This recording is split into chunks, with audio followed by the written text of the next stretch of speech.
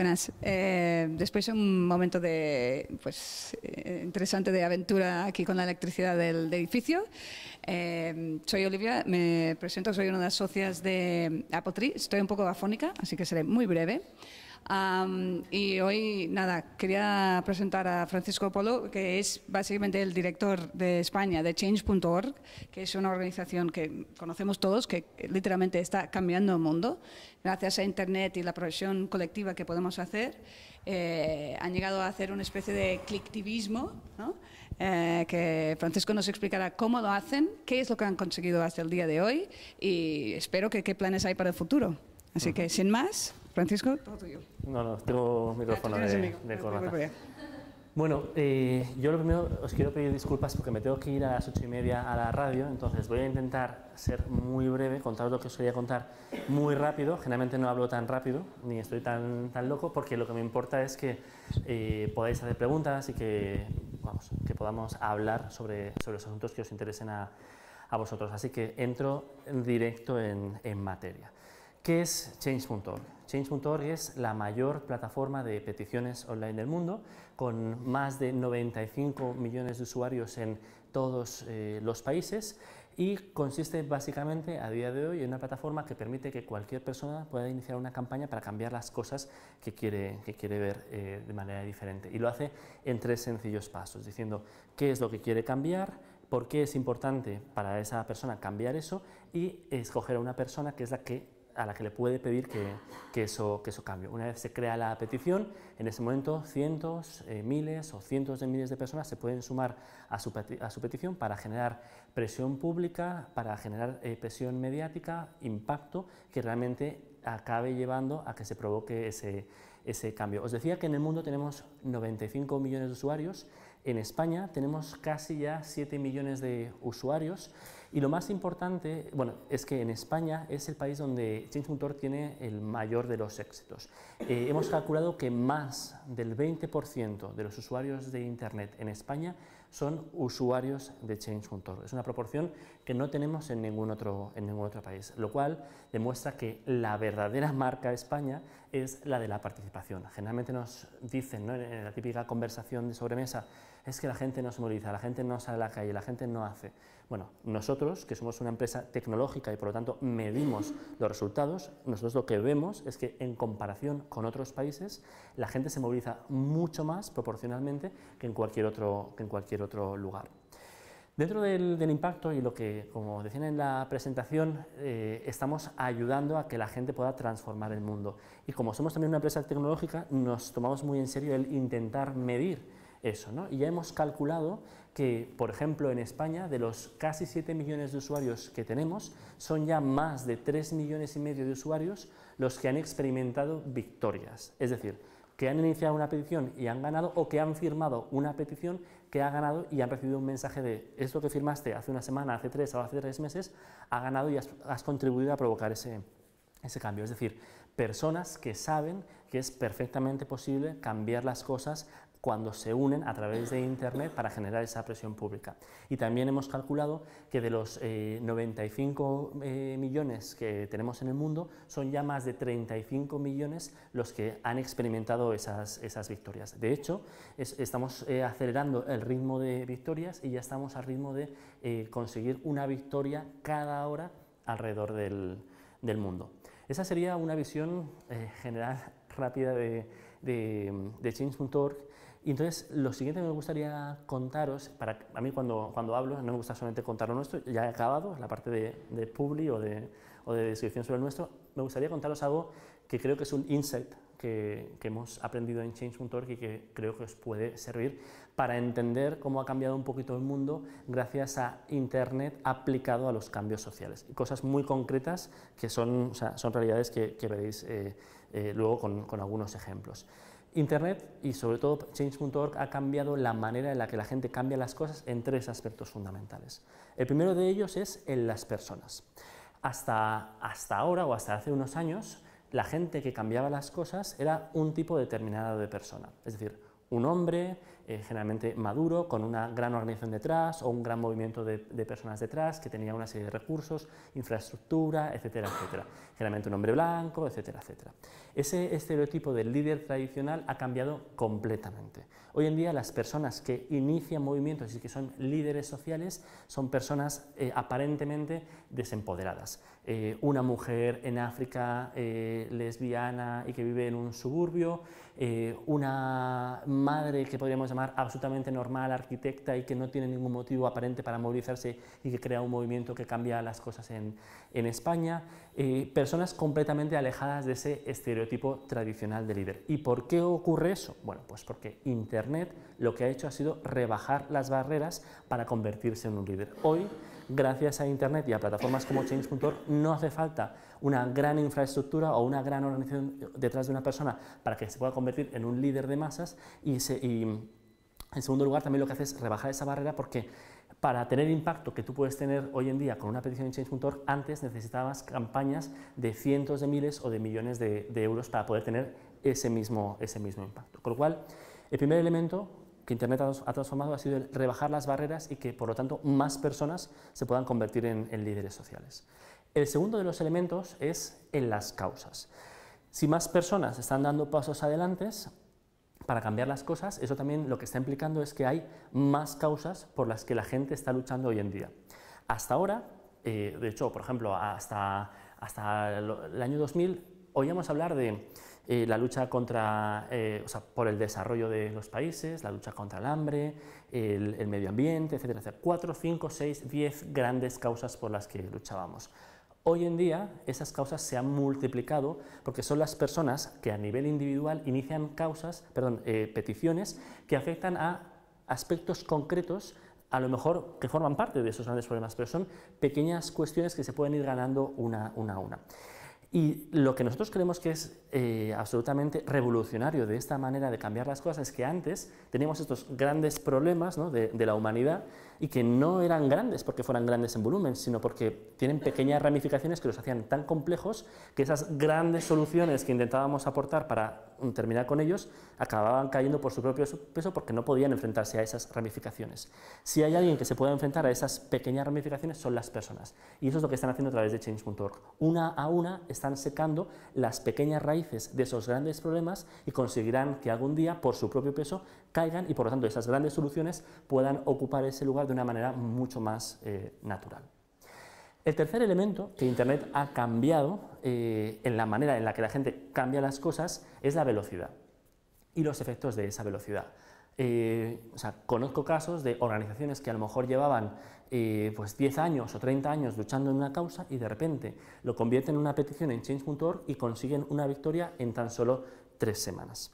Eso lo que provoca es, bueno, entonces la gente que ha firmado esa petición o que se ha sumado a esa campaña experimenta una victoria, pero es que esa persona al cabo de 3 semanas ha experimentado otra victoria de algo que ha ocurrido en su barrio y al cabo de un mes una victoria de algo que ha pasado en India y que lo firmó. Y eso al final lo que acaba generando es una impresión real de que cuando tú te sumas a una campaña y generas esa presión pública, al final acabas consiguiendo eso. Y eso lo que hace es validar el modelo. Y por lo tanto, mucha gente que decía, bueno, yo firmo, pero no sé, al final se da cuenta, no, pero es que sí sé que sirve para algo. Por lo tanto, ha llegado el momento de que yo inicie mi petición y genere un nuevo movimiento que atrae a más gente y que, por lo tanto, si os fijáis, lo que generan, en realidad, estos 3 elementos se convierten en una especie de ejes de un nuevo círculo virtuoso del cambio social que esperemos nos ayude a conseguir lo que es la misión de Change.org, que es conseguir que todo el mundo en todas partes tenga poder y que estos cambios formen parte de la vida cotidiana.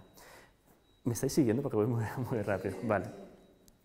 Generalmente aquí va esto, ¿no? Sí, porque es que ya voy con un acelerón tremendo. Lo que me gusta contar, os he contado la teoría, ¿no? Lo que para mí son los takeaways, los learnings de todos estos años trabajando en Change.org. Y esto parece muy abstracto y parece como teoría y cancamusa, pero no. O sea, esto lo podéis ahora ver traducido en casos reales. Generalmente cuando hablo de esto me gusta contar una historia entera para que veáis la aplicación de estos 3 elementos, pero que qué mejor que lo podáis ver de la voz de las propias personas que han iniciado peticiones. En diciembre hicimos un vídeo súper chulo con creadores de peticiones y que me gustaría que vierais si Internet ha vuelto. On a roller coaster. ¿Tenemos internet? ¿No tenemos internet para verlo? Ni conectando un móvil. ¿Me puedes conectar un móvil? Bueno, pues si lo conseguimos solucionar, mientras yo les cuento una historia. Yo os cuento una de las historias. Por ejemplo, mirad, un ejemplo, fijaos, os voy a contar una historia que ocurrió el año pasado, una campaña, y que ejemplifica esas tres cuestiones. Es el caso de Gaby. Gaby es un chaval que acaba de estudiar Derecho y, como cualquier persona que está terminando la carrera de Derecho, se plantea, ¿qué voy a hacer? ¿No? ¿Qué voy a hacer cuando he terminado la carrera de Derecho? Bueno, voy a ser abogado en un gran despacho de abogados, voy a ser juez, voy a ser notario. Y dice, no, quiero saber si soy juez, quiero ser juez. La cuestión es que Gaby no sabía si él podía ser juez, porque a diferencia de otros chicos normales, Gaby tiene una dificultad y no sabía si esa dificultad le podía impedir ser juez. Gaby es ciego. Gaby decidió enviar una carta al Consejo General del Poder Judicial, que es quien dictamina las normas de quién puede entrar en la carrera judicial y quién no, preguntándoles sobre si las personas ciegas en España podían ser jueces o no, porque sabía que en Brasil sí que lo podían ser, pero en España no conocía ningún caso. Envió ese escrito y se quedó en un cajón cogiendo polvo. Al final Gaby se cansó de esperar, porque él tenía que decidir si se ponía a opositar o no se ponía a opositar, y decidió convertir aquella carta en una petición en change.org. A cabo de 3 meses consiguió el apoyo de, creo que fueron 140.000 personas, apareció en todos los medios de comunicación, en las televisiones, en las radios, y el Consejo General del Poder Judicial prometió contestar con un informe. Ese informe se produjo 3 semanas después y fue un informe favorable que le decía a Gaby que sí, que las personas ciegas en España pueden ser también jueces. Y en ese momento, o sea, Gaby sabe que puede empezar a opositar para la carrera diplomática, pero fijaos que ese cambio no es solamente para él, sino para todas las personas con una discapacidad en España que ahora saben que también pueden ser jueces en España. Es un cambio que no solamente le afecta a él, sino a miles de personas en nuestro país. Y como veis, en primer lugar, nunca habíamos visto un líder, un chaval de 20 y pocos años que sea ciego y que esté liderando a 140.000 personas para conseguir un cambio de este tipo. No es una batalla para conseguir terminar con la discriminación con las personas con discapacidad, no, es una causa muy concreta que va a hacer mucha gente. Cuando Gaby ganó se preguntó, ¿pero cómo? ¿Pero cómo va a haber un juez ciego? Bueno, pues precisamente Gaby contaba cómo un juez ejerce como siendo ciego, ¿no? Y entonces eso hace que mucha gente se despierte, ¿no? Y que se dé cuenta de que hay cosas que tienen que ir avanzando. Y en tercer lugar, evidentemente cuando ganó lo que hizo fue inspirar a muchas otras personas que empezaron a iniciar peticiones sobre cuestiones similares. Entonces, fijaos que lo que os he contado no es entelequia, sino que es una aplicación real. Bien. Vale, pues venga, vamos a verlo. Una de las cosas más bonitas del mundo es ver cómo tus hijos persiguen sus sueños. Por eso no entendía que a nuestro hijo no dejaran cumplir el suyo. La historia de Alejandro siempre ha querido jugar en la Liga Provincial de CAN, pero la Federación Andaluza de Baloncesto no lo permite. Y eso es lo malo de las personas con discapacidad. No solo son capaces de hacer las cosas, sino que además les exigimos que lo demuestren. Terminé el derecho de media con un 7,9, no laureado. Aposté por ser juez porque es verdad que era mucho trabajo y mucha preparación. Si en otros países es posible, ¿por qué aquí no? Elevó su pregunta a la justicia y llevó su reivindicación a internet. Pues yo sí que me siento preparado para opositar para juez. Para mí la justicia es dar a cada uno lo suyo, lo que se merece. Esta es una casa de luchadores, donde vive Hugo, que tiene 3 años y desde abril lucha contra una leucemia que llegó sin aviso. Un día estábamos aquí, mi marido y yo, y recibimos una notificación judicial de la que decía que nos iban a echar de nuestra casa. Hay leyes desfasadas y leyes tremendamente crueles que debemos modificar. En Galicia antes no se multaban los casos de maltrato animal y ni siquiera se sabía cuántos expedientes había cada año. Y me llegó con 16 años, 15. Y todavía no era cumplido 16. Después de tener su vida aquí, de crecer aquí, y recibimos una carta en la que dicen que tiene que abandonar el país por no haber trabajado, cuando nunca se le había permitido trabajar. 300 kilómetros al día y 1.000 euros de gasto al mes puede suponer el tener una persona ingresada en unidades no regulares si no eres residente de la provincia de La Coruña. La verdad es que después del accidente de mi hijo vi un montón de tragedias personales relacionadas con familiares desplazados. Un día pensé que si hubiera un centro especializado en el sur de Galicia, podría dar cobertura a esta necesidad a más de 2.600 personas. Es que es completamente indignante que estas cosas puedan suceder en pleno siglo XXI. Son las 9, las 8 en Canarias. Encontré un artículo en el País sobre este programa de televisión española que se llamaba ¿Quién manda aquí?, sobre familias, pero tenía que ser un hombre y una mujer. No me podía creer que después de tantos años de lucha tuviéramos un programa que discriminara a homosexuales en la televisión pública. Voy a redes sociales, pongo un tweet, un rechange, y en tan solo 5 horas conseguí 10.000 firmas y que Televisión Española cambiara la forma de concurso. No me lo podía creer.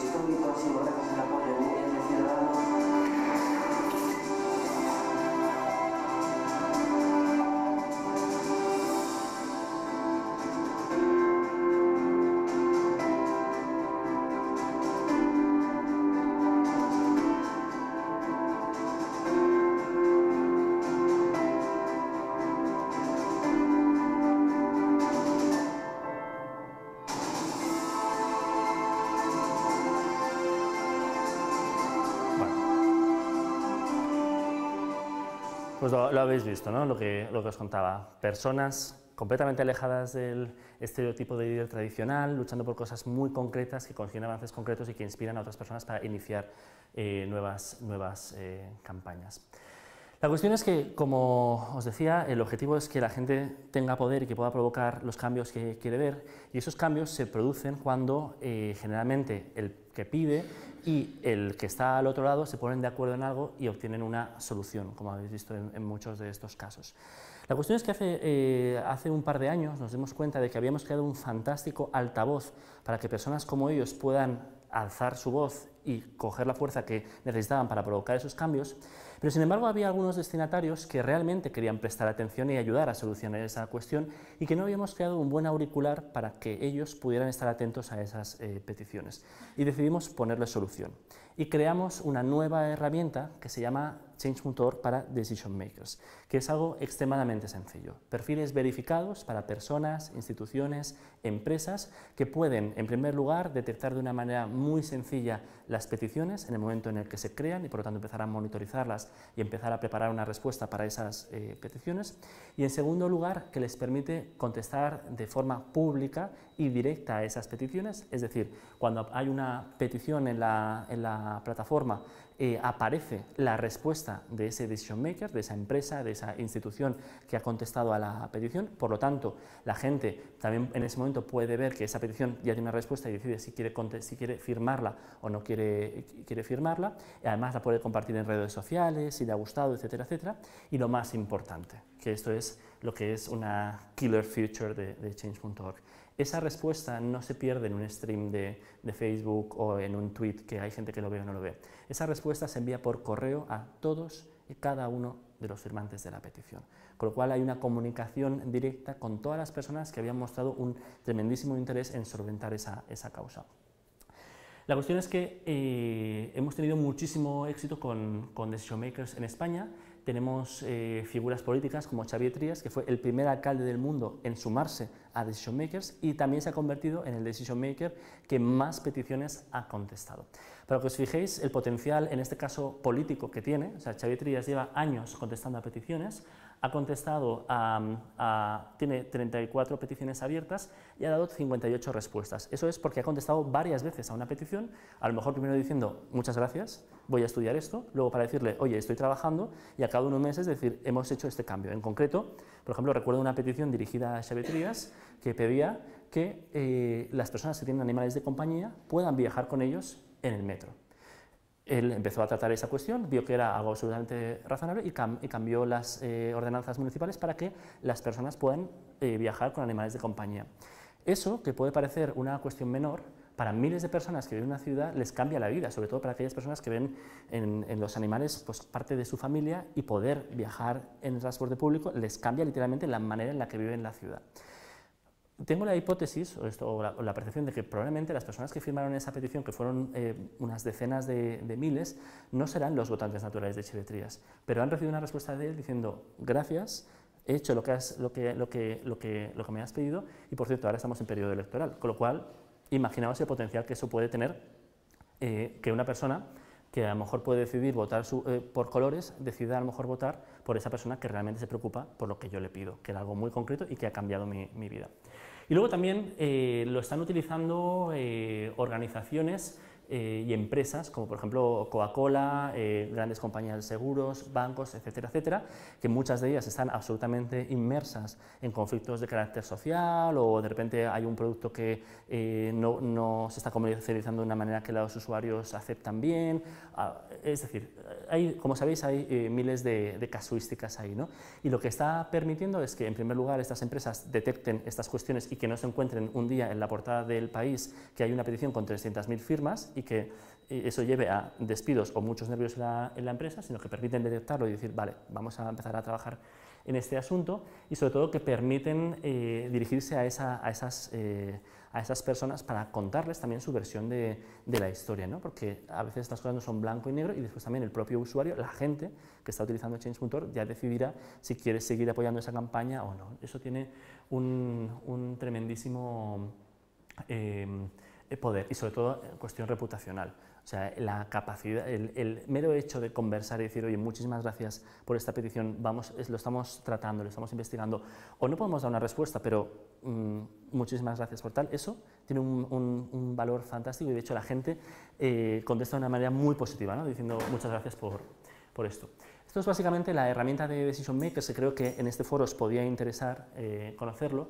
Y ahora me gustaría contaros, ya para terminar, una pregunta que sé que ronda en algunas cabezas, porque es una de las 3 preguntas que me hacen siempre que hablo, voy bien de tiempo, que es cuál es el modelo de negocio de Change.org, y también cómo instituciones y empresas pueden utilizar Change.org para publicitarse, porque nuestro modelo es el de la publicidad. Somos como YouTube. Como sabéis, en YouTube cualquier persona puede gratuitamente subir un vídeo. Lo mismo en Change.org. Cualquier persona puede iniciar una petición sobre el asunto que quiera gratuitamente.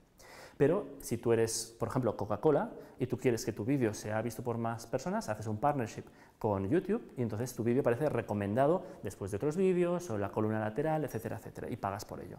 Lo mismo puedes hacer en Change.org si eres una empresa o una institución. Puedes cerrar un partnership con Change.org para que tu petición publicitaria, en este caso, y aparece destacada como tal, aparezca recomendada después de peticiones similares, o que vayan a flujos de usuarios que puedan estar interesados en tu contenido. El potencial de la herramienta publicitaria de Change.org es tremendísimo, y en Estados Unidos, y sobre todo en países anglosajones donde trabajan con Big Data, o sea, no damos abasto, ¿no? Y es muy sencillo. Para empezar, el anuncio es una petición. Imaginemos que Coca-Cola quiere ayudar, por ejemplo, a sostener los bares, ¿no? Hubo una campaña de Coca-Cola que era benditos bares, y apoyaba el comercio local. Imaginaos que Coca-Cola hubiera hecho una petición para apoyar a ese comercio local y a los bares, etcétera, etcétera, y la gente pudiera firmar esa petición porque, oye, estoy de acuerdo en apoyar esto. Existe una posibilidad, que es que en el anuncio no solamente firmas la petición, con lo cual ya hay gente que se autoselecciona y dice esto me interesa, sino que el anuncio tiene una casilla en la que el usuario puede decir no solamente he firmado esto, sino que además quiero recibir más información de esta campaña y de otras de Coca-Cola o de otras sobre la campaña Benditos Bares. Y eso lo que permite es, en primer lugar, que una persona interesada en una causa o en una organización pueda recibir más información, porque en ese momento lo que hacemos es machear a la organización con la persona y se pueden empezar a comunicar y la organización, la institución, la empresa puede mandarle esos mensajes y contarle lo que está haciendo dentro de esa campaña. En segundo lugar, para la persona es muy interesante porque, oye, he firmado esta petición y aparte quiero saber más y me quiero involucrar. En el caso, por ejemplo, de una empresa, pues para saber sobre productos que me interesan de esa empresa, o de una ONG, porque, oye, me interesaría hacerme socio o voluntario, etcétera, etcétera. Y en tercer lugar, evidentemente, tiene la tercera pata positiva, y es que a nosotros nos permite financiarnos y sostener esta plataforma de millones de usuarios alrededor del mundo, que no es precisamente barata. Y creo que con eso voy a terminar, porque así quedan como más de 20 minutos para poder hacer preguntas y respuestas y poder atender a eso. Así que, nada, muchas gracias.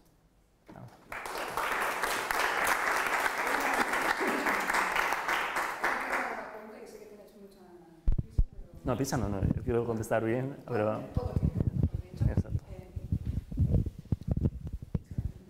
¿Alguien tiene alguna pregunta que le gustaría hacer?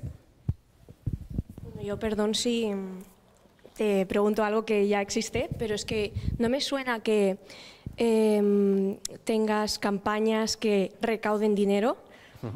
¿Las tienes o solo son firmas? No, ahora mismo son solamente firmas, eso es algo que queremos hacer. O sea, vale, dentro de los planes de Change.org está expandirnos en diferentes sectores. Uno es cómo ayudar a la gente a ir más allá de su campaña, recaudando, por ejemplo, dinero para, imagínate, hacer camisetas o hacer pulseras o conseguir los fondos para montar un show en no sé dónde tal que llame la atención de los medios de comunicación y que salgamos en más sitios. Eso lo haremos. No es una cuestión de si lo vamos a hacer o no lo vamos a hacer, lo vamos a hacer, es una cuestión de cuándo. Entonces, como cualquier organización que está creciendo y que tenemos que enfocarnos en lo principal, ahora estamos haciendo un esfuerzo tremendo en explotar. O sea, Change.org tiene 95 millones de usuarios ahora. Quiero ver dónde vamos a estar dentro de un año, porque estamos redoblando esfuerzos en crear la plataforma más potente que realmente pueda atraer al mayor número de personas para tener todavía más impacto. Y esa expansión, digamos, por diferentes sectores lo haremos, sin duda, pero todavía... ¿Y tú crees que tendrá tanto éxito, que la gente va a ser tan solidaria como en Estados Unidos? ¿Lo es, por ejemplo?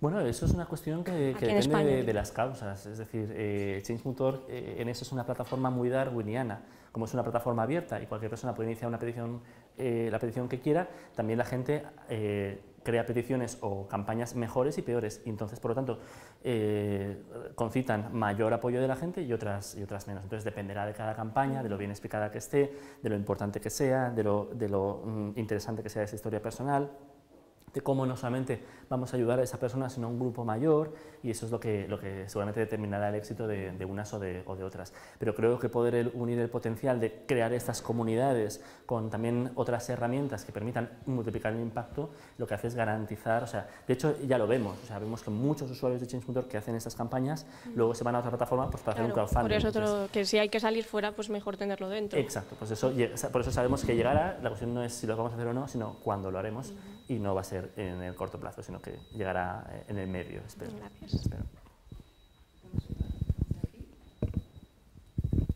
Hola, yo te voy a hacer 3 preguntas, pero pues sí, son cortitas. La primera, entiendo que no tenéis ningún filtro a la hora de crear campañas. ¿Te contesto, si quieres, una a una? Te las digo todas de golpe y tú ya respondes. Sí, es fácil, creo. Vale, la primera es si no tenéis filtros y si eso os crea algún problema de la gente que se toma coña o, no sé, hace un mal uso. La segunda es qué tipo de campañas funcionan más. Si tenéis un registro de cosas muy locales, cosas muy con las que todo el mundo puede empatizar, o cosas muy injustas, si tenéis un registro de qué funciona más. Y la última, si lo que has dicho de los patrocinios o de que las empresas puedan tener voz, si os genera algún tipo de rechazo o habéis notado cierto rechazo por parte de la gente, en cuanto a que yo entiendo que empatizas con una causa cuando hay personas, empatizas menos cuando son empresas y menos aún cuando son multinacionales. Entonces, si no puede tener la gente la percepción de que están girando el calcetín estas multinacionales que se ven de forma negativa, ¿no?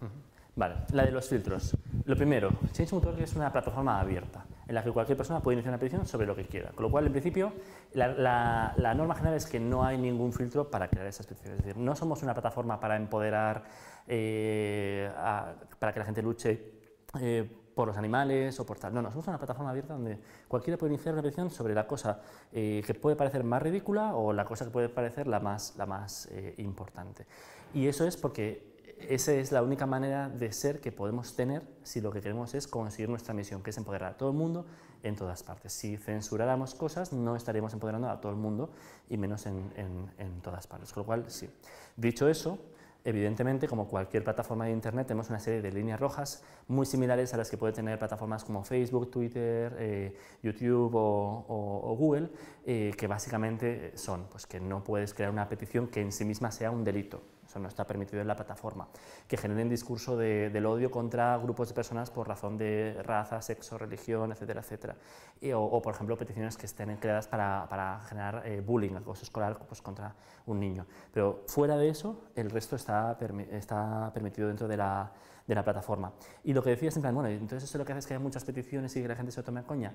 Yo creo que al contrario. O sea, lo que hace es revelar cosas que parecían tonterías y que después les encuentras un trasfondo. Yo siempre, para explicar esto, cuento una petición que hace, pues creo que ya fueron 4 años, cuando Change.org era así más pequeñito, y que recuerdo que un verano estábamos todos reunidos y nos empezamos a pasar una petición que era muy de coña entre nosotros, porque acababa de crearse, la firmamos así como riéndonos, jiji, jaja.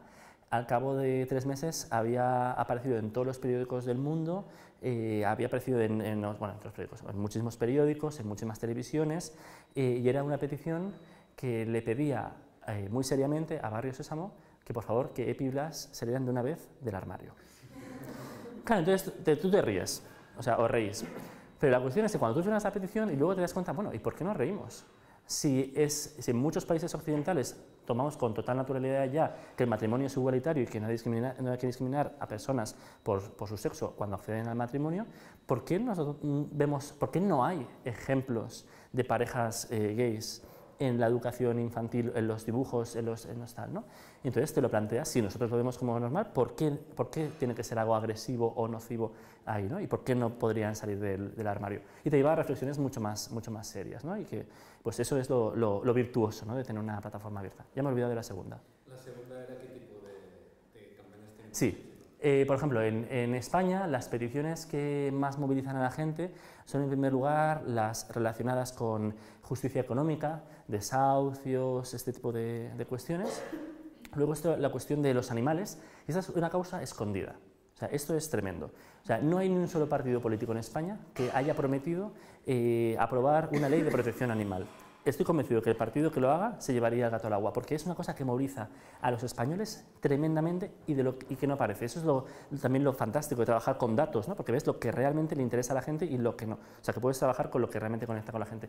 El tercer elemento era también algo relacionado, era justicia económica, animales y...